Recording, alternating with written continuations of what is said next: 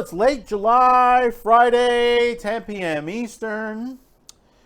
Here on all social media platforms, YouTube, BitChute, ODYSEE. Thank you for tuning in. Subscribe, like, share.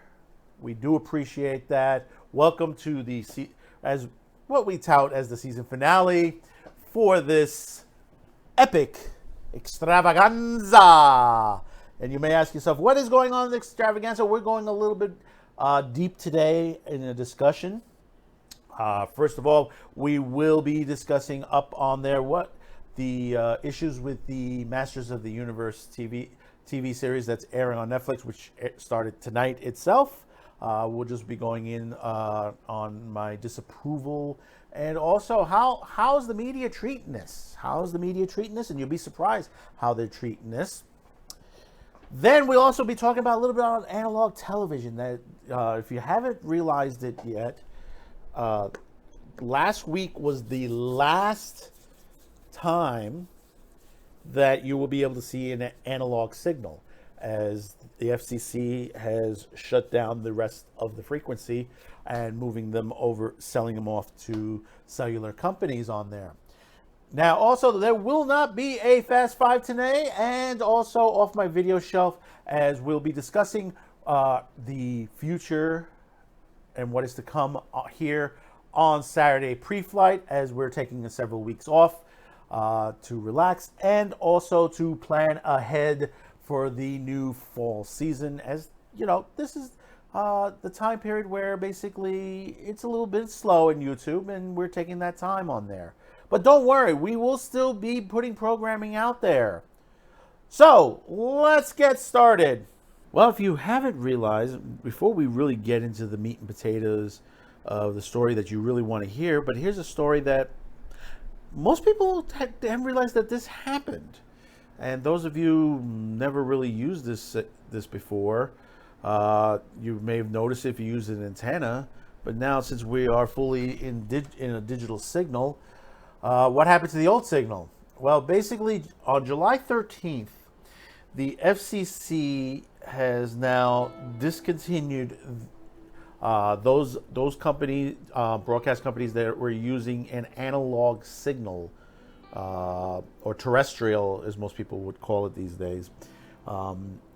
Those signals have been shut down, with the fine exception of several areas, which is mostly in the Alaskan territories, because the digital signal antennas are not all up. They're still working on that, because unfortunately it gets too cold in the winter time. So basically they have to stop work for a portion of the year till the weather is warmer, so they'll be able to work on the towers on there, so they'll be able to bring a stronger signal to the area. I mean, we've discussed this many times about MeTV, where people said, well, I've lost my MeTV channel. I've lost, that basically the channel is not there anymore on there. And I've always said, there's a YouTuber named Antenna Man, and he gives some great information. I mean, if you really want to see the depth of what's going on with the analog TV signal and stuff like that, he's one guy that has been going around the country, scanning those signals, trying to figure out what is still there, what is not there anymore. And this includes also radio itself. If you've been listening to terrestrial radio, and we had a American Asylum episode about over a year ago, which we had the guest radio producer Thomas Cicerillo, who explained on how basically the terrestrial radio is dying out, because basically most of the signals are going to online now and digital. You don't need the analog signal anymore. Those stations are now available on iHeart and Spotify and many other different services. So why need the analog signal?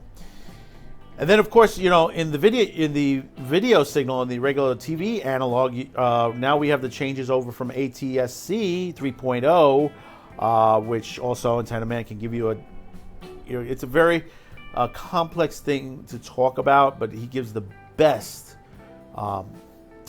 interpretation of what this is, why do we need it, and stuff like that. But because of those changes, you have networks consolidating their channels on different frequencies in a upper band and consolidating them all together. So like you may have 4 or 5 channels working off of the same band. And that's why a lot of networks is on that. And you may ask yourself, well, what's happening to the older bands? Well, the older bands are being sold off as cellular frequencies to, companies like AT&T and Verizon and stuff like that. At one point, and probably today, because technically the FCC says everything was supposed to be shut down by the 13th. If you go scanning through with your antenna, you might barely be able to pick up something left of it. There are some signals out there that are still roaming around, but the thing about it is, these stations should have been off the air. They can get in trouble with the FCC. They could be fined for that because the FCC gave them extra time to begin the process of shutting down. That's why, like I said, a lot of times, your MeTV signal has been moved, and on there. MeTV FM, on the other hand, is allowing to work on that frequency. That's one of the other exceptions on there. So if you're a listener to the MeTV radio, it's still available on there. There are not so many changes of the MeTV radio stations because they were able to get, before this thing was passed, they were able to get a sort of pardon to the situation, so they were able to continue broadcasting on those frequencies. So that's pretty much the only one that's left. But like I said, the Alaskans, their signal is still going on, and there might be some in between somewhere to further northwise as well, like toward anywhere where there's near mountains or something like that. But as far as that, analog is dead. I mean, I grew up with a lot of analog in my day. Like I said, I'm a child of the 60s and 70s, born in the mid to late 60s, and grew up highly in the 70s. And that was before really cable was setting in, and we lived on those signals. You only had 3 networks. You only had ABC, NBC, CBS. There was a Channel 5 at the time, but but that wasn't a network yet, so that was independent programming. You had Channel 9, you had Channel 11, that was PIX and WWOR, which are now networks in themselves. Then you had Channel 13, and then you had some stuff on the UHF channels, which were of PBS nature, like Channel 13. This is mostly in the New York area. We had Channel 68, we had Channel 21, and a couple others in between there. And then, of course, the Spanish networks with Channel 41 and 47, which those were the Spanish networks. 47 in itself was the network that introduced me to anime via Nippon Television on the weekends. I mean, before anyone thought to sell programming time to the infomercials, before the time of the infomercials, some of the independent UHF stations sold time to other entities to help bring new type of programming, and also programming for those who at the time didn't speak English at all. Nippon happened to be one of them. Nippon Television, because there was no cable, like I said, was just starting, and people didn't think to have stations that were made for certain viewers of different ethnic origins. But there were networks out there in the UHF bands that were growing that catered to the French, to the Italians, to the Japanese, to the Chinese, to the Koreans. There were all variations out there depending on where you lived in the country. And it was good. It was a good thing. You had all this stuff, and you were able to get this small amount of programming, but it was not a lot of programming. Then cable came in. And the frequencies started to shuffle out.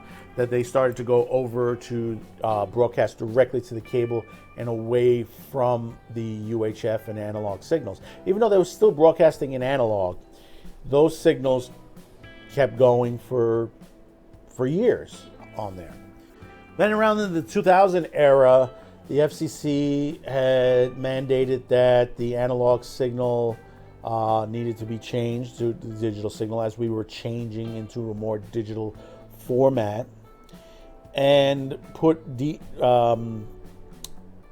a policy that basically in the next decade or two that the networks needed to change their frequencies. And we saw some of those frequency changes that were happening already in the 90s as well.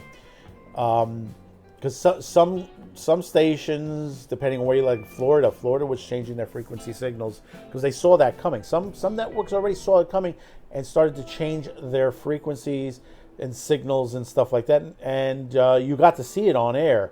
You know, basically they sit there and flip the switch and boom, the signal changed. The old signal was pushed aside. UHF and the analog signal was very important. It was very important at the time. And to see it go away, it's a shame. It's a real darn shame on there.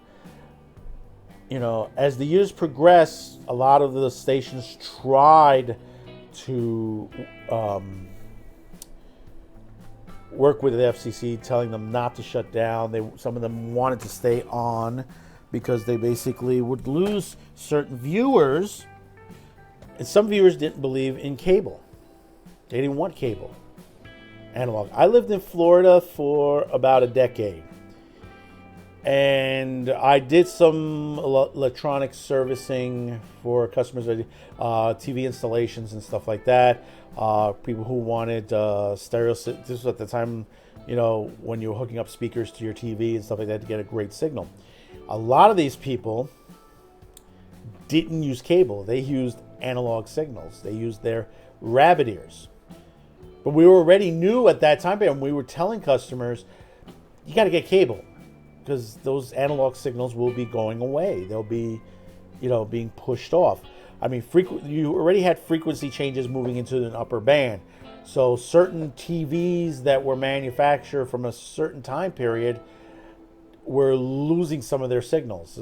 They weren't receiving the signals, and you couldn't adjust them really on there without some sort of box to bring in those signals in.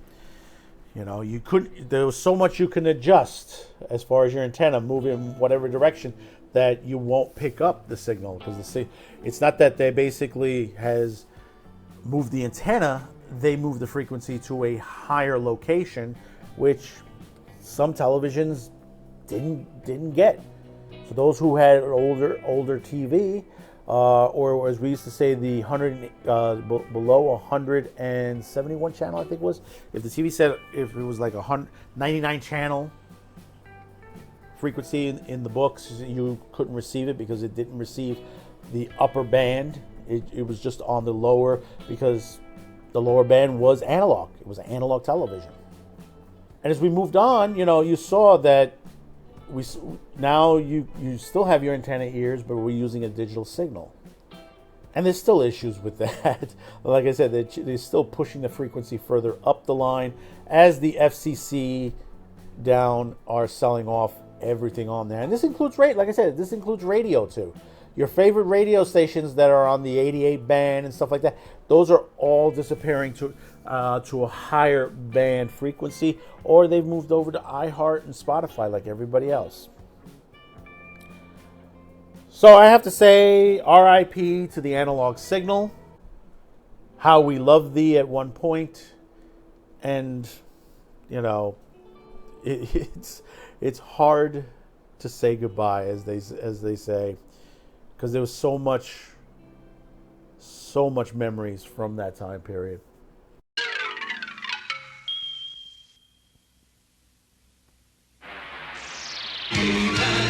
And the masters of the universe. Well, it's D-Day today, and By the time you watch this, the episodes would have dropped on Netflix. We do record these videos prior to Friday. We don't record them on the day of on there, so a lot of things change, news stories, and we do updates on that on Man with the Show and the following week of Saturday Preflight. Now, we have discussed on Man with the Show, we've had a couple of videos out concerning Kevin Smith's Masters of the Universe. Which, I have to say that I've had a lot of questions and disappointments, anger at some points, that you would look to the perspective that you've had a person who was well respected in the fandom and has turned his back on the fandom. Yeah, I'm going to say that. He has turned his back on the fandom. I've loved his movies, Clerks, the TV series, I really like. And the thing about it is, the thing it gets me is that here is a guy who was basically thrown to the wolves at ABC with his TV show. And the TV show wasn't really like the Clerks you expected from the movie, especially when it comes to the Jay and Silent Bob. Meanwhile, when you had the commentary and you hear him criticize the network and its lawyers for what they did to the series and how they treated him and stuff like that, and you look at this today and it's like, wow, really? Was that all a lie? Just to, basically, just to get sympathy points? I could tell back from Clerks to Dogma, Chasing Amy and all that, and I loved all his movies. Now, I saw some faltering off on a couple of the films that he made afterwards, that Tusk film, and there was another, Red State, I think it was called, which was, it wasn't up to his par. And I was wondering why. And you look at what's going on now and the attitude that he's taken to the community, to the fandom, and by insulting them, that when Clownfish TV called him out and said, our insider says that the Masters of the Universe series is going to focus on Teela, that she's going to be the protagonist and basically the main storyline, and we've heard many stories afterwards that many characters were going to be changed, race swapped, and stuff like that. But meanwhile, Kevin Smith had come out there yelling at us, saying, "Nope, that's not true. It's going to be, the show's going to be true to the nature of the original '80s show. There's going to be no changes. It's going to be just like it felt back in the 1980s and all that." For one thing, the animation does look good. Okay, we have to say that. We're not criticizing the animation and stuff like that. There's a couple little things that we saw that are seen in the trailer, but that's nonetheless. And like I said, by the time this airs, I'll probably have watched the whole thing, and we'll discuss the show itself on Man with the Show. But as we got closer to this date, we started to see stuff from the mainstream media that discussed the show. We saw stuff that was propaganda, which basically was saying, "Oh, it's a great show. We've seen it. It's well worth it. It's it's point on and stuff like that."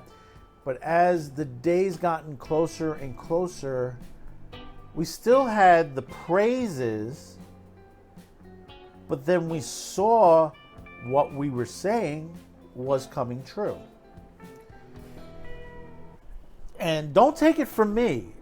Don't take it from me. I mean, someone who's been in the business a long time, who knows people in the business, you don't have to take this from me. Take this from the articles that I'm going to give you a couple of segments. First of all, if you haven't seen the IGN review, and I'm just going to take a small segment of it on here, Basically, this is the Teela show. And it's in bold red in the middle of the article. It's not on the top of the article. If you notice, it's not on the top of the article. You have to read down. Now, one thing that they mention in there, and this is one of the lines I pulled in. Prince Adam and He-Man, voiced by Supergirl's Chris Wood, are important, but really they serve as a backdrop, in the manner similar to how Max acted as a lesser lead to Furiosa in Mad Max Fury Road. You see where we're getting at here. Revelation draws upon the might and majesty of the He-Man to facilitate others' arcs. Basically, this is the Teela show. In taking this approach, Revelation can act both as a stunning sequel and also as a wondrous what-if type sequel for those viewers willing to accept some of the choices as pure canon. No, the fans will not accept this as pure canon because this is not the He-Man show. If Kevin Smith came out and says, listen, I'm going to do a Masters of the Universe on Teela, a Teela arc, nobody would have had a problem with that. But you boasted yourself as this is a He-Man sequel to the TV series. Now, like I said, I haven't seen this yet, but knowing from the original series, Teela is important and always has been important because she is the daughter of the sorceress. Is Kevin Smith going in this direction? Unknown. From what it looks, like it says, it looks, it smells, it tastes the Teela show. And they keep saying, well, no, it's not on that. Then the Nerdist interview came out, and it looks like they're going to kill off Orko. And I love that they sat down and said, well, Orko was never that popular. From whose point of view? Oh, they said 75%. Where did you get that number? Kevin Smith, where did you get that 75% number? Because from what I remember, I'm a little older than you, if I'm not mistaken. When I was growing up, I remember that they made a Masters of the Universe movie. Now, the Masters of the Universe movie with Dolph Lundgren was based more on the toys than the TV series because the TV series had not been out when the movie was made.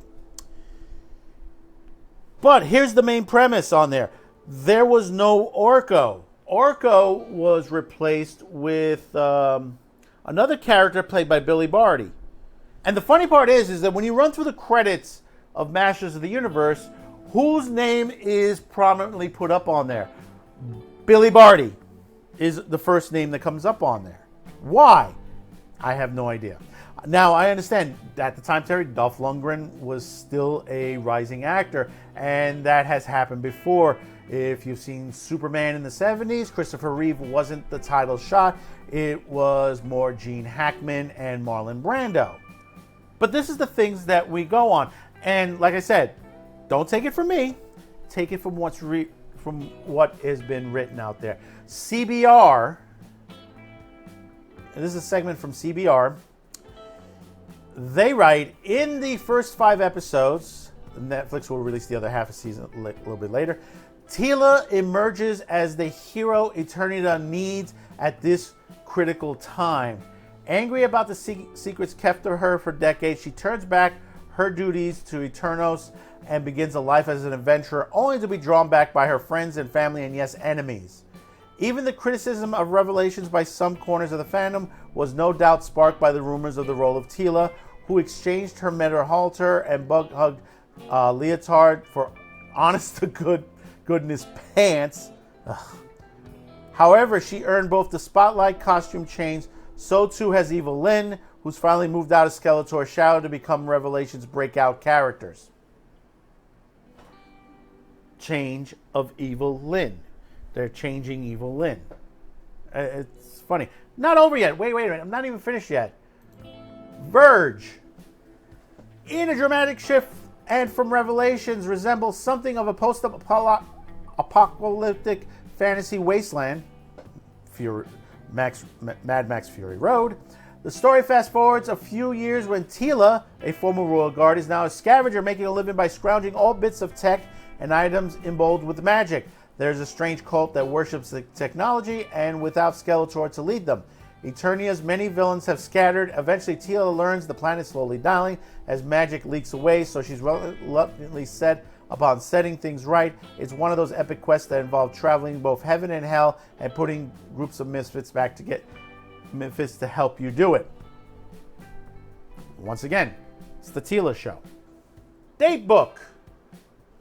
Set in the aftermath of He-Man and Skeletor's presumed final battles, Revelation depicts the distant planet Eternia's best with poverty and tribal war. He-Man is missing. Castle Grayskull is gone. The magic has left the planet. Thus, it's left to Teela, once captain of the Royal Guard, is now embittered and mercenary to save Eternia in the process of becoming allies with Evelyn and Beastmaster, two former minions of Skeletor. Once again, it's the Teela show. Evelyn joining forces with Teela. Now, I can hark back and you could say, well, you know, there were G.I. Joe episodes where certain G.I. Joe characters joined up with Cobra. Yes, they did. But then in the end, Cobra turned their backs on it.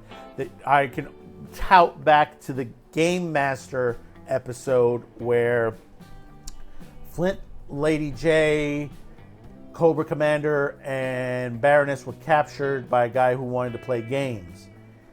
But yet, even in between that, Cobra Commander and Baroness tried to kill off Flint and Lady J in the whole instance. But they had to team up, and the two armies had to team up to fight Game Master. But in the end, they resumed their war. You know, if you're expecting this to be the way it is, no. Kevin Smith already said he's soft-hearting Evelyn. In other words, quoting someone else, the great Lord Doomcock, they're making her the bestest ever. You know, they're taking villains and turning them into anti-heroes. I don't mind the anti-hero every once in a while. I love Riddick. But you can't take a sorceress witch as Evelyn to trust her to restore goodness back into a world that's being destroyed. You know, I didn't even know the Beastman part of the situation, that they're going to be joining forces with Beastman. Someone had mentioned in the chat the other night, I was on Bounding Into Comments live stream the other night, and they said, they were making the whole situation that Teela was going to have a girlfriend and all that. They mentioned to one particular character, but some people were bringing up in the chat that, what if it's Evelyn? What if it's Teela has a romantic, or what some people are calling queer baiting, toward Evelyn? That would be not good at all. But this is the continuation that we see on here. Let me take one more here. This is from Polygon. Teela, the captain of the Royal Guards, is the upsettingly show's protagonist, and fact that several secrets were kept from her in the original show between He-Man and the identity and the truth of her own parentage. In the key part, what drives her, the plot by and large concerns the realm of Eternia being robbed of magic, which is not only the lifeblood of the protectors like Orko and the Sorceress, but is a valuable natural resource for Eternia citizens. With He-Man out of the picture, for much of the first half, Teela is the one of the only warriors capable of saving the kingdom, a task that requires tracking down two mythical swords from the realms of Preternia and Subternia, the show's version of heaven and hell. Once again, it's the Teela show. This is not He-Man. If it was Adam that was doing this, Prince Adam, and Teela was along with him to assist him, the fans might have been more receptive. But here you've put yourself to the point where Teela has to team up with the evil characters of the world, and they softened up to work with her. Gee, that's sounding like every other thing. It's sounding like Jedi. It's sounding like everything that's been put out recently. I mean, even Grace Randolph, who said she liked it somewhat, what she saw of it. But still, it is she did say it's a Teela show. And, there are issues. Like I said, there are issues. The Orko issue, the queer baiting. There's queer baiting in there, she says. And, and this is the situation that goes on. And then, Kevin said, well, you should have been in the writer's room. Really? You would have allowed true fans into the writer's room. This is a guy who sat there and said, well, I saw it back in 81 when the series only came out in 83. Lie. Said was a fan, then got caught in 4K on his TV show, Comic Book Men, says, I was never a fan of E-Man. And then he continues to, like the CERN, lies, lies, lies, yeah. Continuation of a lie here, a lie there. I am surprised Netflix didn't tell him to shut the hell up. They may have. I mean, he just keeps coming out. He keeps insulting a lot of the YouTubers out there, not knowing that, you don't even know who we spoke to. How do we know it wasn't the person right next to you, Kevin? How do you know if it wasn't one of the voice actors on the show? How do you know we didn't speak to? Or somebody in the writer's room? You don't know who we talked to. You don't know who we have in the insiders in the business. Trust me, I have a full Rolodex. I have a full Rolodex of the business. And a lot of people were saying, don't trust this. Don't trust what they're saying. It's going to be the way that has been already said by Clownfish TV. They are right. You're wrong. You're wrong for opening your mouth. If you would have just stayed quiet, it could have been brushed off a bit. It would still be, the criticism will still be majorly there, but it would have not been slammed mostly on you. Because you tried to portray it as what it isn't being portrayed. As you'll hear in the comments, which a lot of the comments this week are basically talking about this. This is one thing that basically has been hard on, on everyone's mind. I mean, even Sarah Michelle Gellar, which, I loved Sarah Michelle. And some of the things she's been saying and stuff like that has been ridiculous as well. Sarah, let me tell you something. You've been criticized throughout the years in your career, including Buffy the Vampire Slayer and a lot of other stuff that you've done.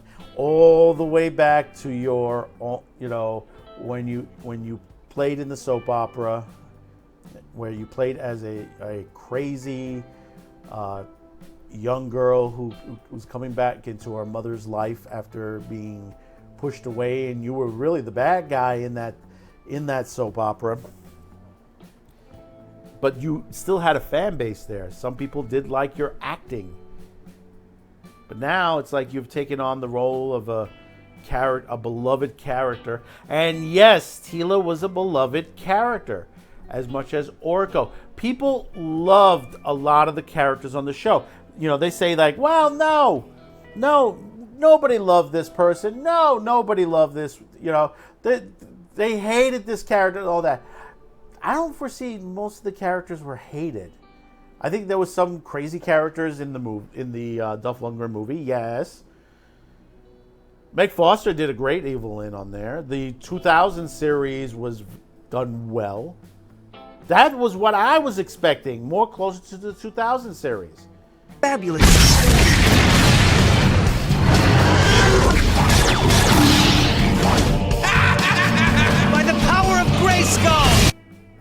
Have we yet forgotten about Thundercats Roar? We were expecting more of that second Thundercats series, which was really good as well. But yet, hey, listen, this is what Hollywood pushes out. You know, even for Netflix, you know, Netflix has to be, you know, coming out that they've opened they have 2 new studios, one in Arizona and one in New York.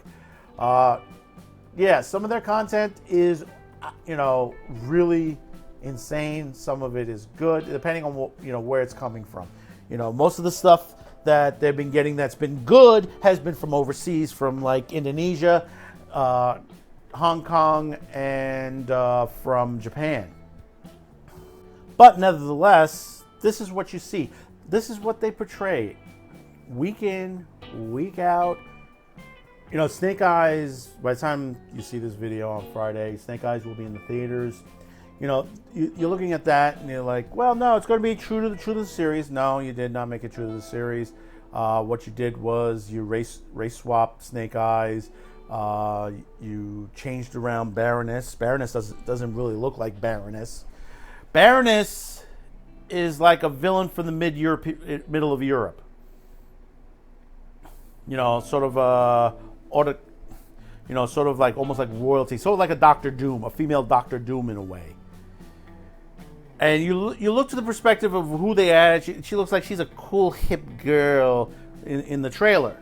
That's not Baroness. That's not Baroness. You know, and I'm surprised no people in turn have not discussed that. The other half is that basically, you know, you look at Doom. They race swapped Dr. Kynes from what, you know, on the trailer, because they have a new trailer out, and they race swapped her and gender swapped her to be a woman, black, but the daughter is Hispanic, or made to be like Middle Eastern, but it's a Hispanic actress. How's that work? You know, it just doesn't look right so far. And probably this is what's going to be when it comes out. People say, oh, yeah, the trailer looks great. No, I have my doubts. On it. As well looking that the Sci-Fi Channel Dune series looked, it wasn't that great of a series either.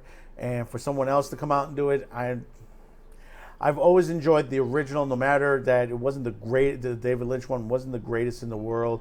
There are 2 versions of it. No, actually 3 versions of it, because there's a fan edit done. The fan edit is the best. I recommend watching the fan edit. It's fantastic what they did with that, and it made it a much better movie to watch. If you believe that. It's in the editing. It's in the editing into the situation. But I was telling someone in a chat room in Snake Eyes, if they removed all the parts that dealt with G.I. Joe, that his name is Snake Eyes and all that situation, if they removed all that, it might be a good action flick. But from what I saw on Thursday on one of the other YouTubers, he had seen it. And one of the YouTubers had seen it double toasted, and they said that the camera shots are ridiculous. It's like they didn't have a stabilizer. There's some action scenes that the camera just goes all over the place. So not only that, possibly that the movie itself is not a tribute to the G.I. Joe series. It might be production-wise not done, you know, professionally. That it's just basically done unprofessionally. You know, there are people in this industry that don't belong in the industry. I'm telling you that. There are people in the industry that don't belong in it. They think that they can make a movie. They think that, you know, they can sit there, put themselves in the camera. And then there's those in Hollywood studios that put people in charge of product that they spend millions on. that shouldn't be on this project at all. If you want to give them a project, give them an independent project, a small project like that. See how they work out first. Then you give them then you give them the freaking keys to the kingdom. Because there are plenty of people, whether it's Disney, whether it's Warner, you can go down the line. A lot of the movies that they've been throwing in all these directors and producers that basically, shouldn't belong. But meanwhile, on YouTube, you got guys like that Star Wars theory and a couple of others that are making these mini movies on a shoestring budget, and they look freaking 100 times better than what they can do on a $250 million budget. I think that Darth Vader is two mini movies $350,000. 2 short films for $350,000 with the special effects that they're putting in there. Everything is cheaper these days. The only thing that still needs to come down a bit more is the animation part of it. Still needs to come down a bit when it comes to CG and stuff, CG effects and stuff. Because CG effects still needs to be perfected a bit, explosions and stuff like that. I miss the old days of when they actually blew up a car. Now you can blow up a car without blowing up a car. I mean, there's a company called Video Copilot that does that. They have software that you can do that on. So, next week we'll bring you a bit of what went on with the Masters of the Universe, how it looks to me directly, which like I said, it's not going to look great. I already see it. And I'm not talking about the animation. There might be some issues with the animation, but I'll know when I see it. So we'll wait till next week on that. So let's move on a little bit to the best part of the show. There's going to be no off my shelf this week because we've taken all this time out to discuss all these things, and we're going to be discussing the future of the show at the end of this video. And let me tell you, this week we have gotten a lot of comments and mentions, especially for one particular story, and we've been discussing it on this edition of Saturday Preflight. We'll start with Dave Francisco. She and Skeletor are from a planet where being evil and dominating everyone weaker than you is the normal. Yes, that's correct. And that's why, the title of the other video from MN with the show is Her Name is Evil. This is the thing that Hollywood doesn't realize. You can't riddick everybody. You can't make everybody an anti-hero. You can't soften them up. You have to have villains in the story. And I've always said, one of the best things that I love in these stories is the villain, because basically they are the important part. If it wasn't for the villain, you wouldn't get a hero. The hero would be sitting around all day. You wouldn't be doing nothing. There's always some sort of evil that's going on.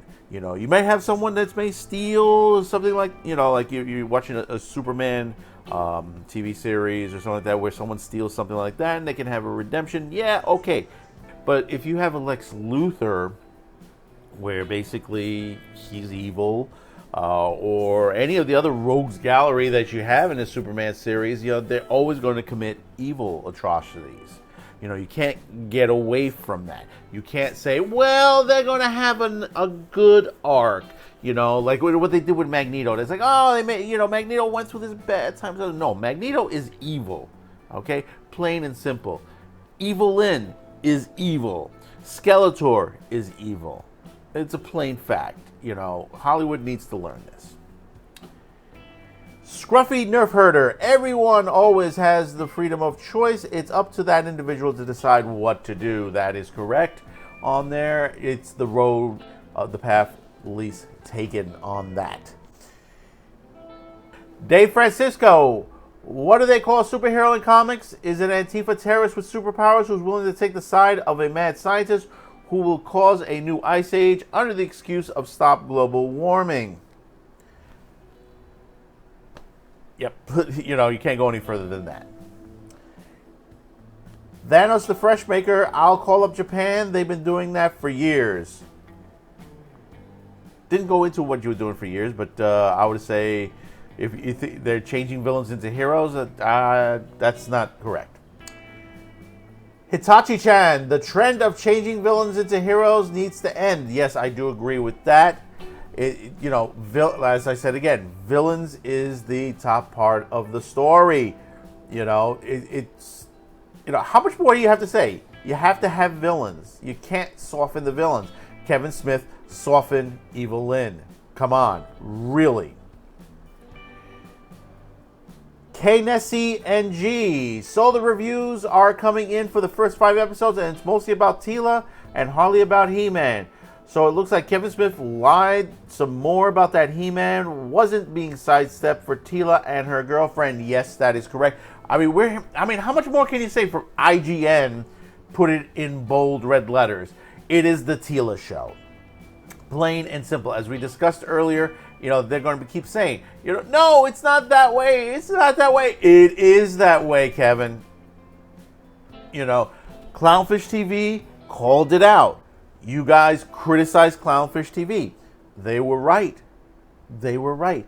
The thing about it is, a lot of us YouTubers, you think that a lot of us are just regular guys off to the side that know nothing of the business, that basically we're just pulling it out of our ass. A lot of us, including Clownfish TV, myself, and a couple of others, have been in this business for quite some time.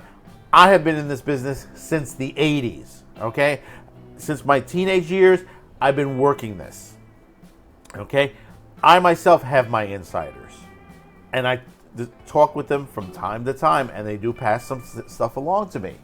That's why I knew about the Cowardly Dog situation that was going on, and I knew of a couple of other stories that I have had talked about, and I knew it ahead of time, that basically I was warned, this is going to happen.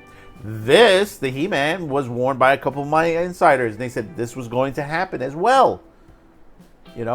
Everybody, has been in their specific businesses for quite some time. Clownfish TV, they've done comics and stuff like that. They're going to have their own people on there. And it's the same thing with Doomcock. It's the same thing with others. You don't know who we are. You criticize us and say, well, you don't belong in this business, but we've been in the business for quite some time. And for some people who criticize us, we've been in the business longer than you have. There are even black people online that says, why did you change King Grayskull? You're passing us hand-me-downs, create new characters. They say, well, we can't create new characters, nobody will accept them. Manga and anime have been doing it for years. It is possible. You're just lazy at it. Thank you again. Manga Hell. When people say how animation is for kids, I would just like to show them Goblin Slayer, Hellsing, Berserk, and other series like that, or backstories and showing, and see what they would say to that.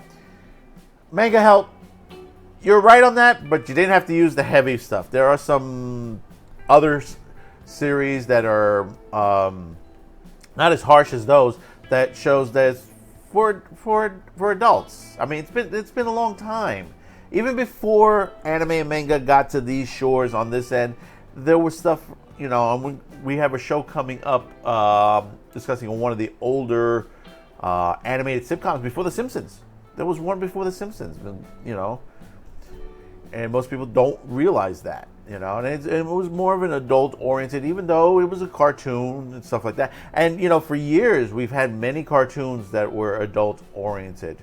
Adult Swim was based on most of that. Thank you again, Manga Hell. Thanos the Freshmaker again. Laugh out loud. I see your tame as hell anime and raise you in 1978. Watership Down. Oh, hell yeah. Yes, Watership Down. And we're not talking about the Netflix version. We're talking the original 1978. Man, that was one of the most violent, and that was made for kids, mind you. Watership Down was a kid's story, and what was the other one? Plague of Dogs. There's another one called Plague of Dogs from the same writer, as just as violent as Watership Down. I mean, it's, this is the things that was back then in the 70s. There's so many things that on there. I know people, what was it, The Last Unicorn, people wanted to take it out of the children's section because there was 3 words in there that were back then not well accepted on there, and it wasn't fuck either. Thanks again. Beyond Smith. In this politics age over Hollywood, women are not allowed to be shown as wicked, evil witches. The evil Lynn is a villainess, and Teela's a heroine. Now they're in a feminist sisterhood is against men looking at buff steroids. Man, a lot to ingest on that. But yeah, the politics have ruined the industry itself. Every time you hear, oh, we're going to reboot this show, we're going to reboot that show. I just did a story this week on, if you didn't catch it, the reboot of Sliders. And I said, even though it was one of the original writers, the writers had many issues. And that's the reason why the series failed in the end. Do you think they're going to be able to get the wokeness out of this? No. Because the reason is the Hollywood studios are running these shows. People don't understand. In order to get your show, on air, you have to deal with them. Plain and simple. The thing about it is, you could go out and create it yourself. There's an article in No Film School I catch it off my Facebook page that explains that there are people out there who are making movies for a $6,000 budget. $6,000. You can make a short for $6,000. And, there's a detailed explanation on how to do it. And, when you listen to that, people can do this. And there are many movies throughout history that, scored under $1 million, or even under a couple of $100,000 that banked in the box office. It can be done separated outside the Hollywood politics. It can be done.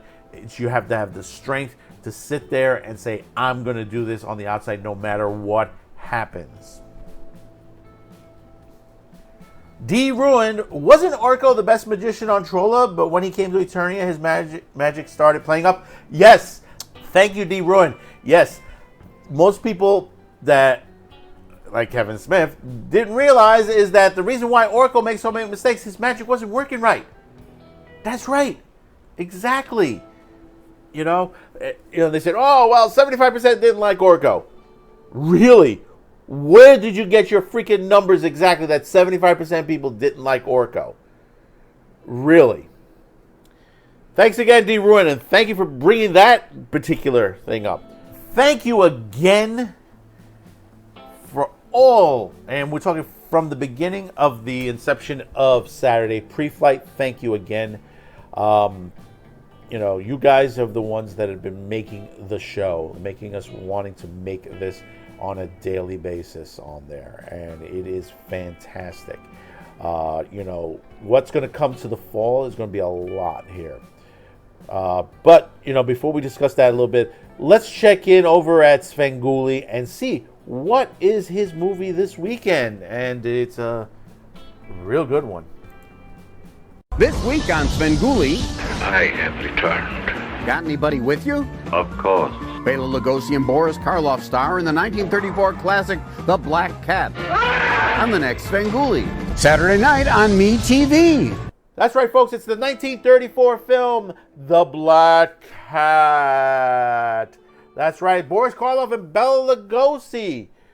This is a pre-code horror film on there. Folks, if you've not seen a pre-code film from that era, it is highly, highly recommended. It is a good story. The main premise is, after a road accident in Hungary, the American honeymooners Joan and Peter and the enigmatic Dr. Westgas find refuge in the house of a famed archaeologist, Hijman Polis, who shares a dark past with the doctor. It also stars David Manning and Lucille Lund. This one is a fantastic film. A very young Lugosi, a young Karloff at the time. You could see the brilliance of their acting in this. I mean, this is, most people don't talk about the Black Cat. And you have to remember, when you had the American pre-code, you had censorship at the time in the film industry in Hollywood. This movie is at a time before Hollywood took in a lot of those censorship time periods on there. And one day we want to discuss about the pre-code horror. I mean, the pre-code system on there. But that's the Svengoolie movie of the week. 8 p.m. Eastern on your MeTV. If you don't have MeTV, you go over to MeTV.com and check out where in the world you'll get Svengoolie. Well, we reached the end of the show. I just want to first thank you all for watching this grand endeavor that we've been putting together for you. We will be taking some time off for a couple weeks, but we will be back. We'll be back on September 16th, Friday. That'll be Friday, 10 p.m. Eastern. We just wanted to take a little time off, get our heads clear, prep for the new fall season. Generally, August tends to be a slow month for YouTube because basically it's last month. Some places they're getting ready to go to school, concerning that kids have been out of school for quite some time. It's going to be a first time for them for quite some time to go back to school, get back to school sales and get their clothes together and everything like that, get ready. And then the kids on where I'm at are prepping to go in about another month or so they're taking their last vacations. A lot of people that I know are taking their vacations and time off. We're taking a little bit of rest and time, but we will be still having videos out. You'll notice in the next couple of weeks, there'll be a lot of videos up. We've done some videos ahead of time to prep for the time off on there. So it's nothing old. It's pretty much some new stuff. For the Man with the Show end, it's basically some reviews, some things we wanted to discuss on the show previously and we weren't unable. There'll be a little bit of the slice of pre-flight, segments of the Saturday Preflight, and some other things in between. But I just want to take the time out to say, thanks to you. I mean, really. I mean, this has been fun. This has been great for us, and we love doing the show here, and we hope to bring more stories and tales, some real good ones out there, things that from days gone.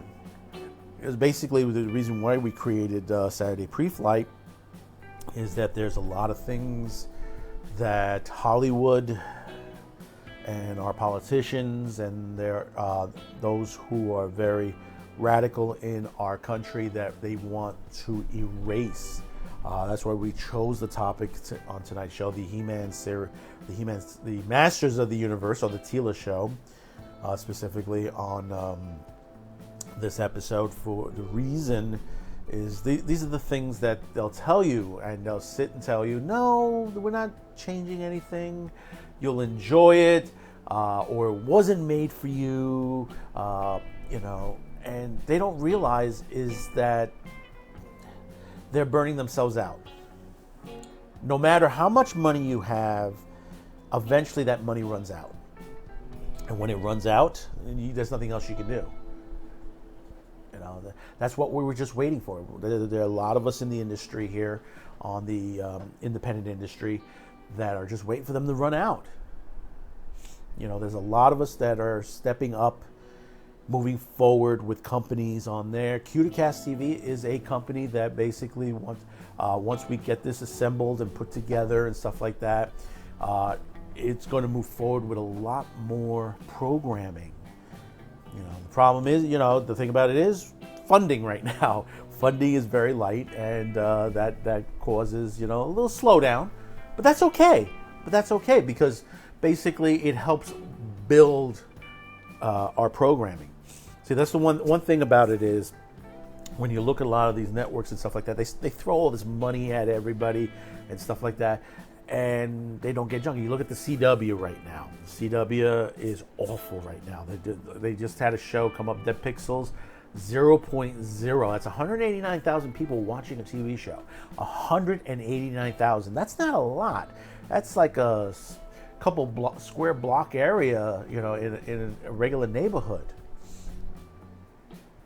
This moment, when I look at it, at first it frustrated me that, we're going through the finances that we are going through right now to keep the channel going and all that. But in a way, I look at it now that the perspective is that we're training ourselves for our future.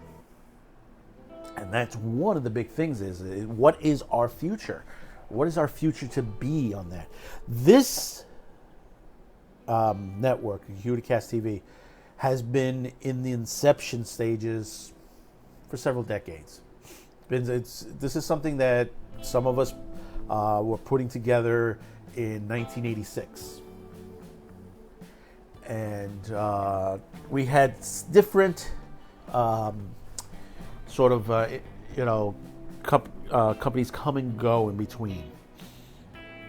We went from public access television to Justin TV to now YouTube, BitChute, and ODYSEE. Now you notice we're not on Gab TV. Gab TV did cost us money to be on, and we had to drop that because unfortunately right now we have to put our resources where we need is equipment. We pay royalty fees for our music and some of our we have to pay for graphics. There's a lot going into the show, and most people don't realize. You think they said, "Oh yeah, all these YouTubers make so much money and stuff like that." No, a lot of us don't. Not the smaller channels. We're struggling. We're struggling here. But see, the best part of it all is that you're here. You, the viewers. That's the most important thing. We're here to entertain you.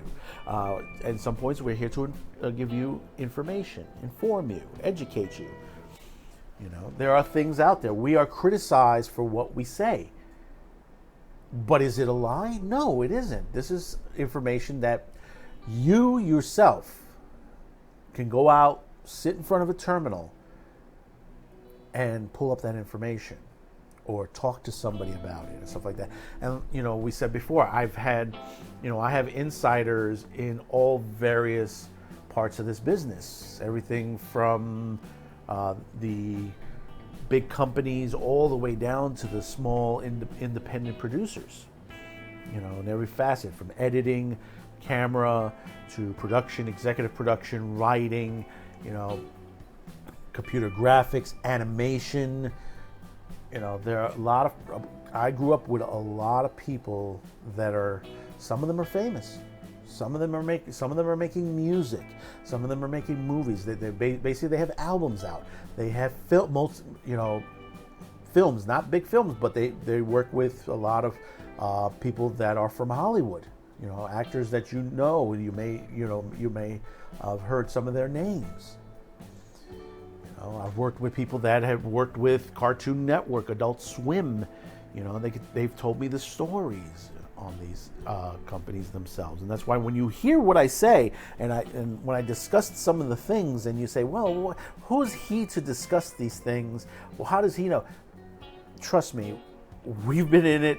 We've been a long time in it, and like I said, people on Twitter, they don't know what they're talking about. They don't know what they're talking about. I've been around in the days where we had to fight for our programming. There are some of us that have lawsuits. Some of it's still lawsuits that are still going on. Lawsuits that branched from the late 80s into the 90s, and still to this day they're still fighting for those rights that we were deemed back then for programming. We fought with the FCC. We fought with the cable networks. We were in the time when it was Time Warner, before Warner itself and AT&T joined together. You know, we had our situations. If you've listened to some of our exclusive stories over on BitChute and Odyssey, which we can't discuss here itself because basically we'd probably be censored on YouTube. But you may ask yourself, where are we going forward with Saturday Preflight?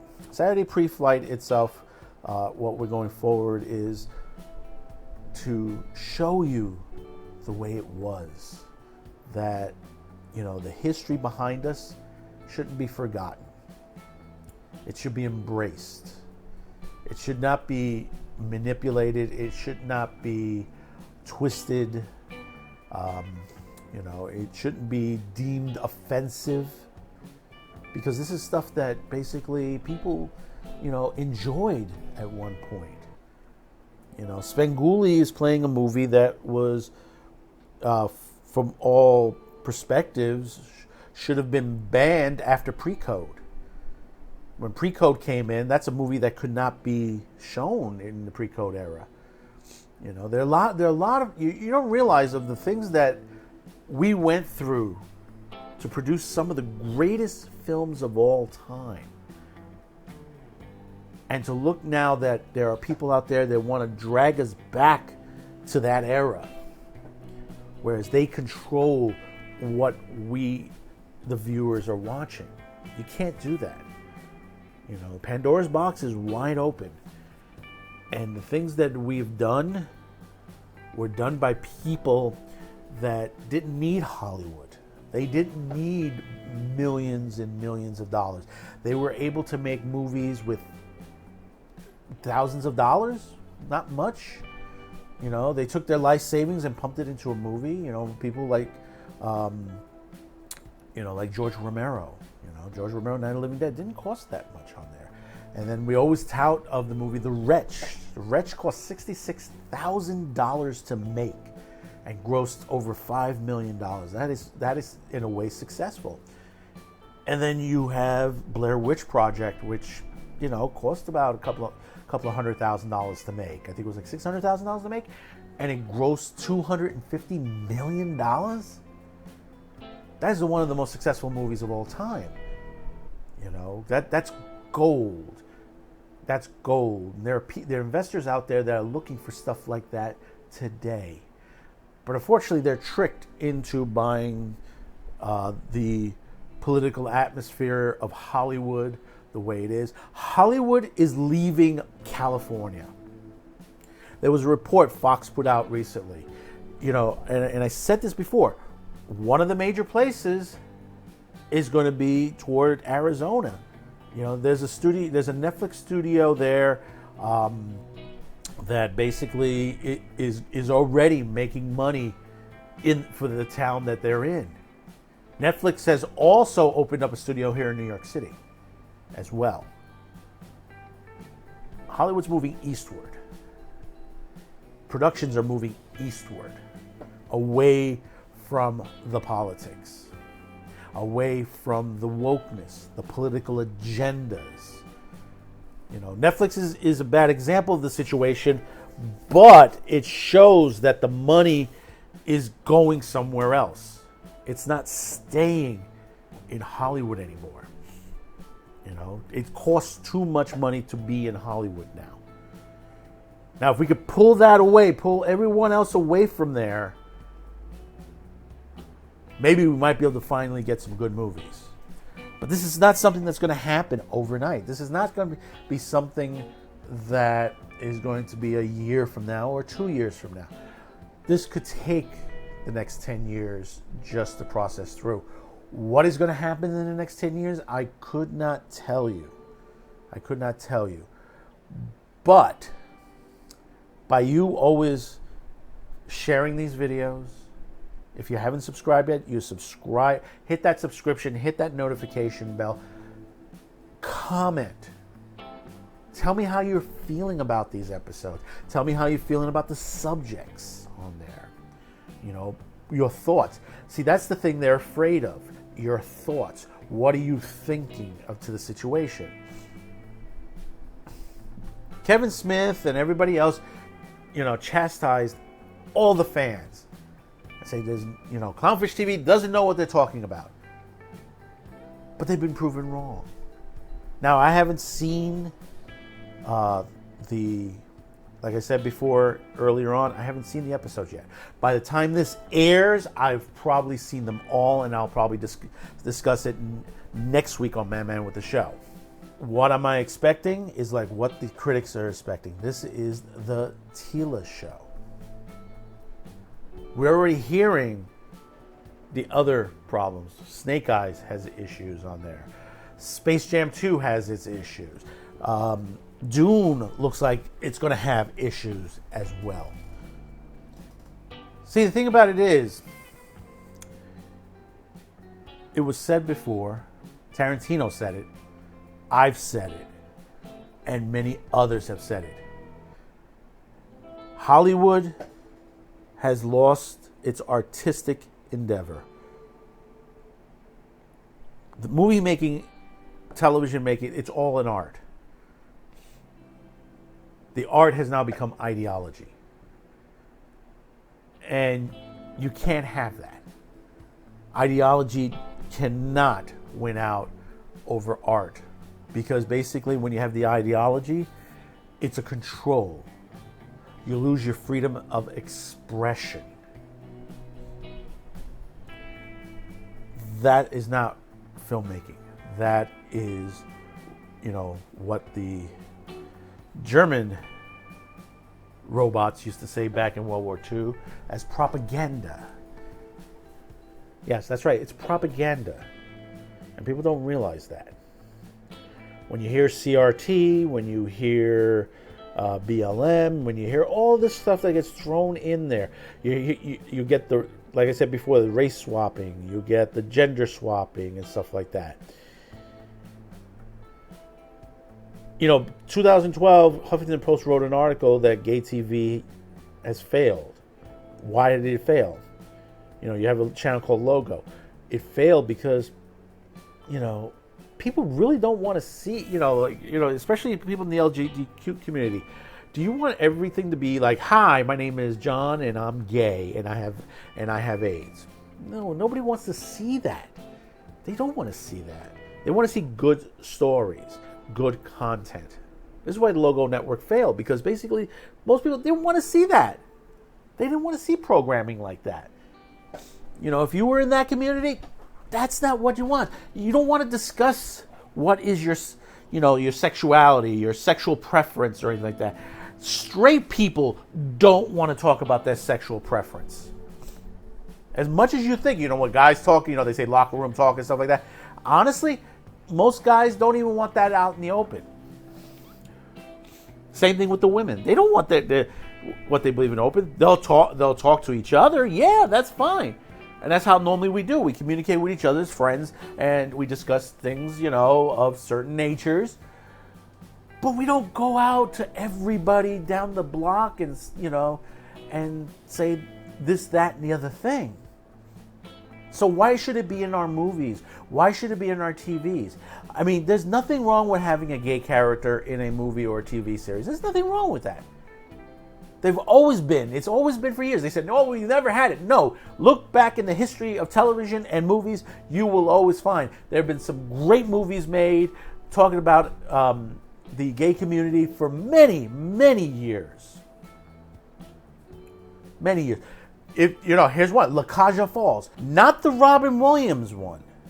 We're talking the original French version, as my wife corrected me, La Caja Falls, as she would say.